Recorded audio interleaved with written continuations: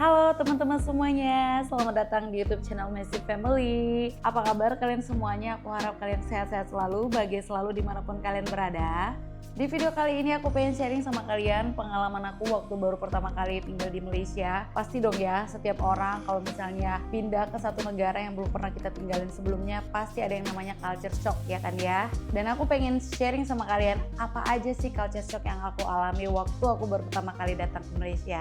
Sebelum aku lanjutin, aku pengen disclaimer dulu nih teman-teman. Mungkin sebagian dari kalian belum ada yang tahu. Nah, nama aku Mawar ya, dan asal aku dari Indonesia. Aku pengen kasih tau kalian kalau aku dari kecil itu tinggalnya di Batam. Jadi kalau misalkan aku sharing tentang culture shock ini, mostly itu karena aku compare dengan tempat yang aku tinggal sebelumnya di Batam ya teman-teman ya. Jadi ini berdasarkan pengalaman pribadi, pendapat pribadi, oke? Karena setiap orang pasti punya pengalaman yang berbeda, tempat tinggal yang berbeda dan sebagainya. Jadi ini purely dari pengalaman pribadi aku sendiri, oke? Nah, apa-apa aja sih culture shock yang aku alami, Cile, ya kan? Jadi ada beberapa yang pengen aku sharing. Yang pertama itu adalah makanannya ya. Kok shock sih? Padahal kan makanannya itu kurang lebih sama kan ya. Nah, kalau menurut pengalaman pribadi aku nih teman-teman, aku tuh waktu di tempat aku tinggal sebelumnya itu cenderung makanannya itu asin-asin, dan aku juga doyan yang gurih dan asin seperti itu kan ya. Jadi makanan kita itu sebelum aku pindah ke Malaysia itu kalau nggak yang pedes banget, rada asin dan gurih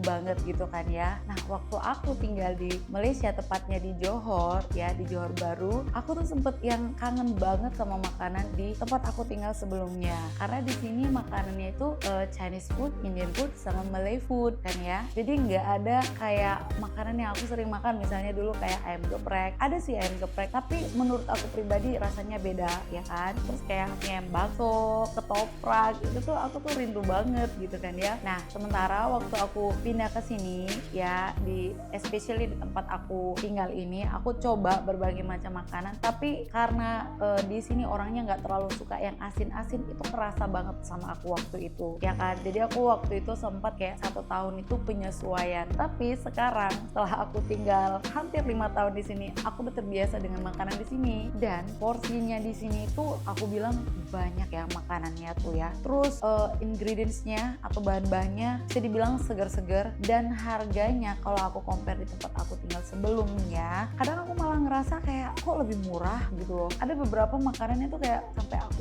tuh shock teman-teman. Kalau misalnya di sini tuh ada tempat jual prasmanan makannya Chinese food, aku sukanya Chinese food soalnya. Tuh kalau kita makan nasi, sayur sama lauk itu bisa dapet waktu aku dulu ya 5 tahun yang lalu tuh bisa dapet 7 ringgit ya. Udah sayur abrek, nasi sama lauk 7 ringgit. Sekarang sekitar 8 ringgit gitu ya. Jadi aku bener-bener shock ya. Terus makanan Indianya juga ya, di sini kan lebih banyak juga kan masyarakatnya yang backgroundnya India. Makanannya enak-enak, mulai dari makanan ibaratnya aku baru tahu sih kayak ternyata India itu kan juga banyak kayak ininya ya, sukunya ya. Jadi ada Punjabi, ada segala macem lah jenisnya, aku lupa. Tapi yang paling aku ingat karena aku paling suka tuh jenis masakan India Punjabi. Itu enak banget. Biryaninya, karinya, semuanya enak. Bahkan banyak yang aku nggak pernah makan sebelumnya, sampai aku tuh kayak salah satu makanan favorit gitu loh. Terus ya banyak sih yang enak-enak gitu, kayak banyak makanan Arab, makanan Jepang, apalagi banyak sushi atau apa segala macem, banyak banget. Jadi awal-awal memang agak shock gitu ya karena penyesuaian rasa, tapi sekarang malah jadi pengen makan terus teman-teman. Lucu ya. Nah, itu dia soal makanan teman-teman. Nanti kebanyakan soal makanan ini jadi kayak kuliner ya kan. Oke, next. Nah, itu yang pertama, culture shock yang pertama. Terus yang kedua, bahasa. Kalau di sini bahasanya itu bahasa Inggris sama bahasa Melayu. Kalau bahasa Melayu itu kan kurang lebih sama ya kayak bahasa Indonesia. Cuman terkadang karena mungkin kita nggak familiar, apalagi aku nggak familiar kayak di dunia perkantoran atau di dunia pemerintahan atau misalnya di kehidupan masyarakat, kan kita di tempat aku tinggal dulu kan rata-rata bahasa Indonesia ya kan ya. Jadi di telinga aku tuh nggak terlalu sering dengar bahasa Melayu, apalagi yang baku. Jadi waktu aku kesini, aku tuh suka banget nanya balik, kayak kurang denger gitu. Pasti kalau misalnya orang ngomong tuh aku selalu ngomong sorry excuse me, apa ya kak, sorry kak tak dengar, kak paham kak. Aku selalu kayak gitu ya. Itu yang kedua ya, dan itu tuh cukup menegangkan buat aku yang ibaratnya gini, aku dulu nggak pernah merantau ya teman-teman. Jadi kalau teman-teman tahu, aku tuh dari TK, SD, SMP, SMA sampai gede, sampai kemarin terakhir nikah itu aku di Batam. Jadi aku nggak pernah merantau keluar Batam. Jadi inilah perantauan terjauh aku sekalinya merantau ke luar negeri gitu kan ya. Jadi culture shock itu aku bener-bener ngerasa kayak agak kaget seperti itu. Tapi sekarang udah biasa, udah ngerti dan udah tahu menyesuaikan aksennya gitu ya, atau logatnya udah familiar lah, udah biasa banget buat aku sekarang. Jadi nggak terlalu canggung. Nah yang ketiga nih ya teman-teman, kalau di tempat aku dulu sebelumnya tinggal itu laundry itu kan dimana-mana berserak ya teman-teman, dan kita tuh kan dicuciin sekalian disetrikain rapi bersih gitu ya. Jadi waktu aku pindah ke sini, jadi waktu aku pertama kali tinggal di rumah gitu ya, jadi waktu itu kita masih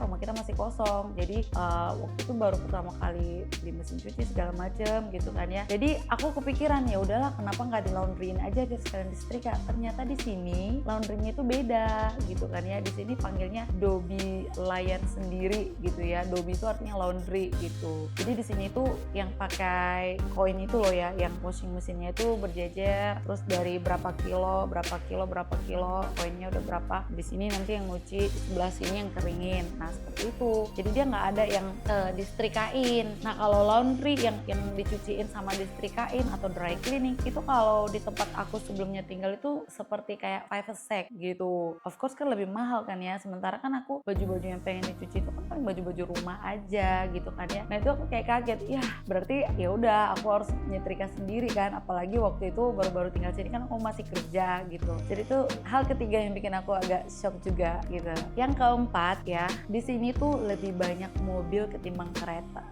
lebih banyak mobil ketimbang motor. Dan kita di sini panggil mobil itu kereta ya teman-teman ya. Kalau motor ya motorcycle gitu. Di sini itu lebih banyak orang pakai mobil ketimbang motor. Jadi waktu aku pertama kali datang itu aku agak bingung.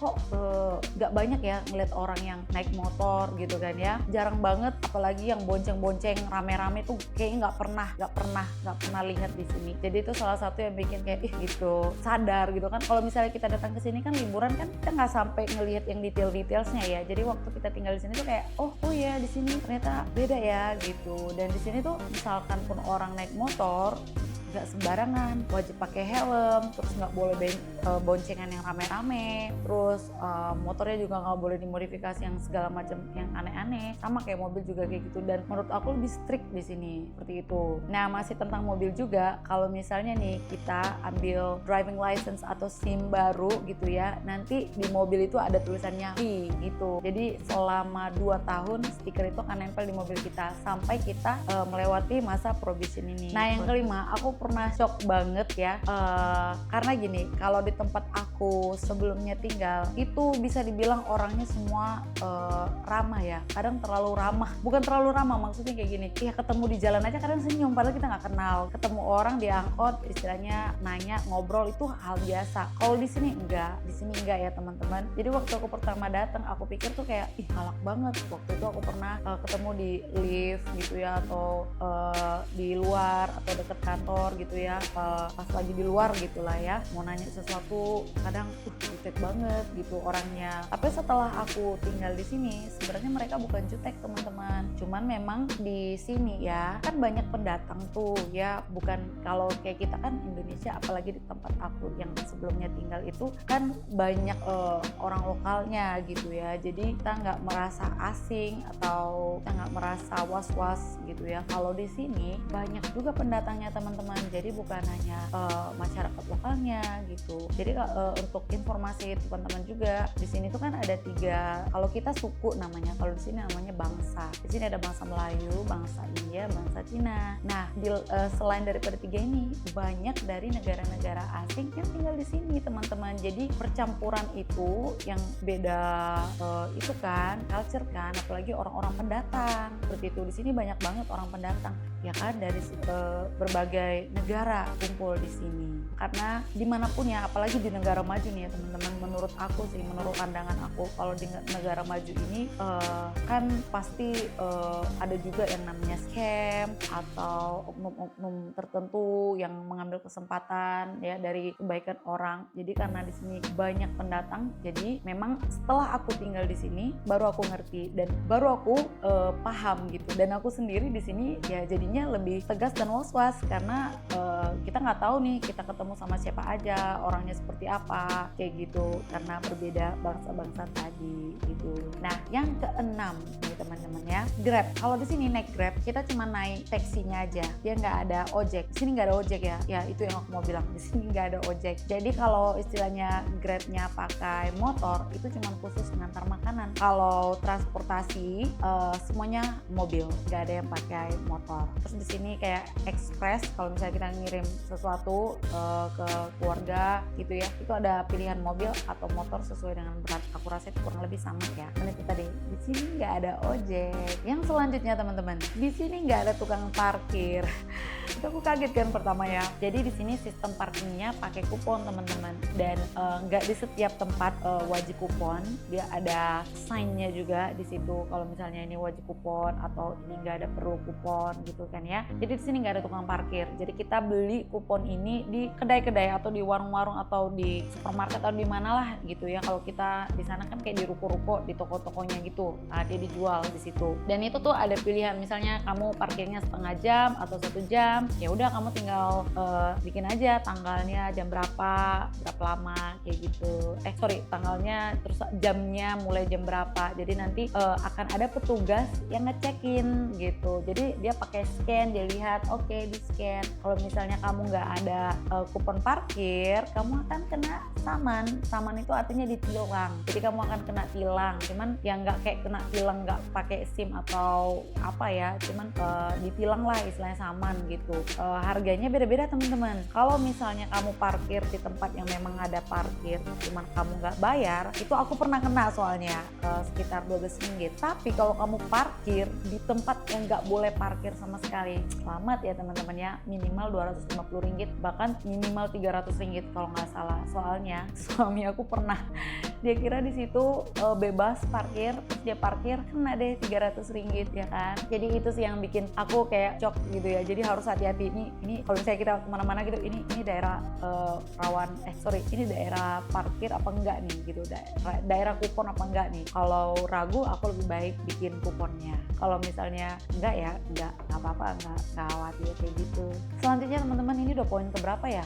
7 atau 8 sih. Nah yang selanjutnya ini yang ke-8 kali ya, kayaknya ke-8. Di sini orang jarang banget ngehong atau klakson ya, jarang banget teman-teman. Padahal misalnya nih yang di depan ini mungkin salah atau main handphone atau apa, orang di sini tuh nggak langsung yang tetet nggak gitu. Mereka tuh masih sabar nungguin gitu loh. Karena di sini tata keramanya kalau udah membunyikan hong itu berarti udah emergency atau memang udah yang parah gitu lah. Parah maksudnya gini, udah fatal gitu. Nggak setiap nggak berdasarkan perasaan gitu loh. Kalau kita kan aduh lama banget sih tetet gitu kan ya. Kalau sini nggak boleh teman-teman. Yang ada nanti kita yang kena marah. Walaupun misalnya orang tersebut sedikit lama ya kan, dan kita mungkin tergesa-gesa, terus kita klakson, kita yang kena marah teman-teman, bisa-bisa dilempar batu ya. Karena di sini orangnya semuanya tertib banget. Jadi kalau kalian lihat ya, cara mereka membawa kendaraan juga sangat tertib, nggak ada yang nyalip-nyalip ya, nggak ada yang curi-curi ya. Terus kecepatannya itu sesuai, nanti misalnya di highway kamu kecepatannya berapa gitu kan ya. Terus kalau misalnya nih teman-teman, kamu yang salah ya, saya kamu nyuri jalan misalnya, harusnya yang lurus dulu ya. Kita kan yang jalan duluan kan harusnya yang lurus dulu nih. Terus tiba-tiba dari samping ini main masuk aja. Kalau dia yang lari lurus ini nabrak kamu yang nyuri jalan, yang kena tilang itu kamu, yang harus bayar ganti rugi itu adalah kamu, bukan yang dari lurus. Jadi di sini hukumnya tegas banget ya. Itu dia seputar jalan raya. Selanjutnya di sini sini itu setiap negeri, dia panggilnya negeri sih, kalau mungkin kita di Indonesia bilangnya provinsi kali ya. Setiap negeri itu punya benderanya masing-masing teman-teman, ya kan? Nah jadi bendera Malaysia ada yang sering kita lihat, tapi kayak Johor sendiri dia juga punya benderanya sendiri gitu. Nanti provinsi atau negeri yang lain juga punya benderanya sendiri, jadi cukup unik ya teman-teman. Aku kalau ini bukan shock sih, cuman kayak interesting aja gitu. Oh ada benderanya sendiri gitu. Yang selanjutnya tata tertib di toilet ya. Waktu aku pertama datang kali ke sini itu sama kurang lebih kayak Singapura ya. Mereka tuh sangat tertib tata keramanya ya teman-teman. Jadi sekalipun kita lagi ke toilet ya teman-teman, mereka wajib ngantri. Jadi misalnya nih kita mau ke toilet nih, di dalam ada sekitar 10 toilet ya kan ya. Jadi ngantri di depan sini gitu, nggak langsung di depan pintunya satu-satu. Kalau di tempat aku dulu kan kayak gitu. Ya udah main kejar aja yang mana pintunya itu aku langsung diri di pintunya kan kayak gitu dulu kan ya. Kalau di sini enggak. Siapa yang datang duluan, dia yang nunggu, dia yang berhak dapat yang mana duluan yang available seperti itu. Jadi semuanya tertib, gak ada curi-curi lah ya. Termasuk misalnya kalau kita lagi di airport, terminal atau pelabuhan atau di mana-mana deh, pokoknya di mall sekalian ya. Semuanya tertib banget soal antri ya, budaya antri sangat luar biasa sampai aku shock gitu ya. Mereka tuh nggak akan mau nyuri antrian orang. Nah, culture shock berikutnya ini teman-teman, ini aku baru pertama kali soalnya nggak pernah aku alami di Indonesia kayaknya, di mana-mana. Di sini sekolah sama pemerintahan ya, apalagi khususnya sekolah negeri ya, sekolah negeri sama kantor pemerintahan, Jumat Sabtu libur, Minggu kerja ya. Buat aku yang dari lahir gitu ya, kalau kita ke sekolah itu kan Senin sampai Sabtu gitu ya, aku tuh agak shock gitu, kok Minggu sekolah gitu kan ya. Awal-awal aku dengar, wah aku sekolah, iya di sini peraturannya Jumat Sabtu libur gitu. Awal-awal kaget, soalnya kita kan nggak pernah. Jadi kalau misalnya kita ke kantor pemerintahan nih ya teman-teman ya, kita nggak perlu cuti, soalnya hari Minggu kita bisa ke sana gitu, karena mereka buka, jadi kita nggak harus cuti gitu. Tapi ini nggak di semua Malaysia teman-teman, hanya di beberapa negeri atau provinsi saja. Kalau di KL normal ya. Nah kebetulan aku tinggal di Johor, jadi di sini untuk sekolah negeri dan kantor pemerintahan Jumat Sabtu libur.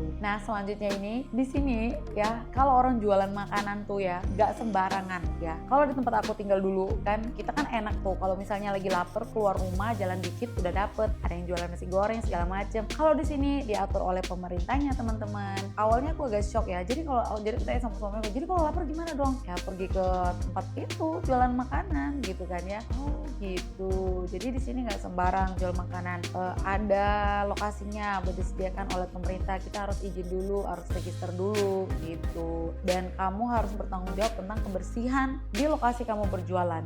Jadi kalau misalnya kamu jualan kotor apa segala macam, kamu bisa dilaporin dan kamu bisa kena saman atau kena denda gitu. Nah selanjutnya ini ngisi bensin. Ngisi bensin di sini ngisi sendiri teman-teman. Jadi kalau kita kan masih dilayani gitu ya, masih ada petugasnya. Kalau di sini enggak, kita ngisi sendiri. Jadi aku tuh sering banget masih kaku, canggung ya cara ngisi petrol sendiri. Keseringannya sih suami aku.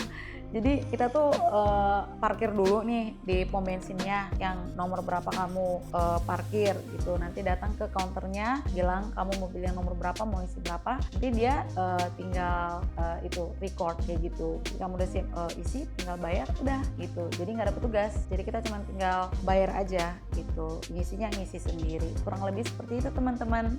Ya teman-teman, kurang lebih itu dia culture shock yang aku alami waktu aku pertama kali datang ke Malaysia. Terus gimana setelah hampir 5 tahun di sini? Ya of course udah gak shock lagi ya teman-teman. Malah bisa dibilang udah nyaman. Soalnya kita manusia ini kan sangat ahli dalam beradaptasi ya. Makanya seperti pepatah, di situ bumi dipijak, di situ langit dijinjing. Iya gak sih? Bener gak sih? Mudah-mudahan aku gak salah. Jadi itu bener banget ya. Jadi memang dimana kita tinggal itu memang disitulah rumah kita gitu. Ya of course aku rindu dong dengan negaraku tercinta Indonesia ya. Karena karena di situ aku lahir, tanah airku, tumpah darahku, ya kan ya. Tapi ternyata setiap manusia itu diberikan kemampuan untuk beradaptasi, dimana akhirnya aku nyaman, jadi aku nggak shock lagi. Sekarang justru aku udah terbiasa dan hampir nggak merasakan perbedaan ya, udah kayak autopilot ya, kayak udah biasa. Terus waktu aku kalau misalnya balik ke tempat aku, ke kampung halaman atau ke tempat asal juga udah nggak kaget gitu. Dan lagi pula Johor ke Batam kan deket banget, cuma 2 jam, ya enggak? Oke teman-teman, sekian dulu video kita hari ini. Kalau misalnya ada yang mau nambahin, boleh komen di bawah. Dan misalnya kalian penasaran tentang kehidupan di sini, boleh komen biar next time aku buat kontennya. Oke, makasih banget udah nontonin dari awal sampai akhir. Mudah-mudahan video ini bermanfaat buat kalian ya. Dan buat teman-teman yang baru pertama kali nonton video aku, selamat bergabung di Messi Family. Jangan lupa subscribe, like, dan share, dan tekan notification bellnya supaya kalian gak ketinggalan video terbaru dari aku. Thank you so much teman-teman. See you in the next video. Bye bye.